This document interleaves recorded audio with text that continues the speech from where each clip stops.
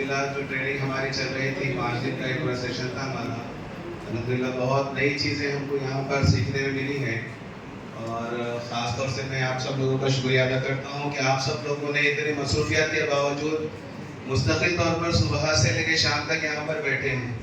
یعنی کہ بیٹھنے کے لیے اتنی پریشانی ہے، لیکن بہت آپ لوگوں کی قربانی ہے. آپ لوگ اتنے جو ہے تکلیف سے بیٹھے ہیں، بہت بڑی بات ہے.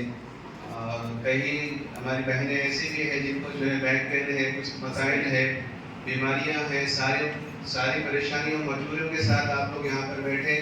آپ لوگوں کا جو ہے بہت بہت شکریہ. اور اس کے علاوہ جو ہے ایک بات میں یہ کہنا چاہتا ہوں، ایک تھوڑے سے ایک دل کی ایک درد ہے میرا. یہ ہو سکتا ہے کہ آپ لوگ اس کا اتفاق نہیں بھی کرتے ہوں گے، ہو سکتا وقت کی کمی کی وجہ سے صرف یہ مختصر بات یہ کہہ دیتا ہوں میں آپ لوگوں کو کہ جو اوقات ہمارے تدریس کے اوقات ہے، اگر یہ میری اپنی ذاتی رائے ہے، اس سے آپ ضروری نہیں ہے کہ آپ اتفاق کریں، غلط بھی ہو سکتا ہے آپ کی نظر میں، لیکن میرا صرف کہنا یہ ہے کہ جو ہمارے تدریس کے اوقات جو ہم کو دیے گئے ہیں، ان اوقات کے اندر اگر میں قرآن شریف میں اگر پڑھتا بیٹھوں تو مجھے نہیں لگتا کہ میں وہ صحیح کام کر رہا ہوں.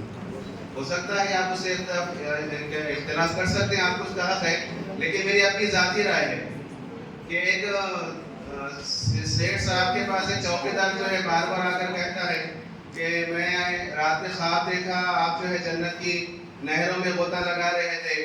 دوسرے دن صبح میں آ کر کہنے لگا کہ سیٹھ جی جو ہے میں نے صبح میں دیکھا، رات میں خواب میں دیکھا کہ آپ جو ہے رات میں جو ہے جنت کے باغوں میں سیر تفریح کر رہے تھے.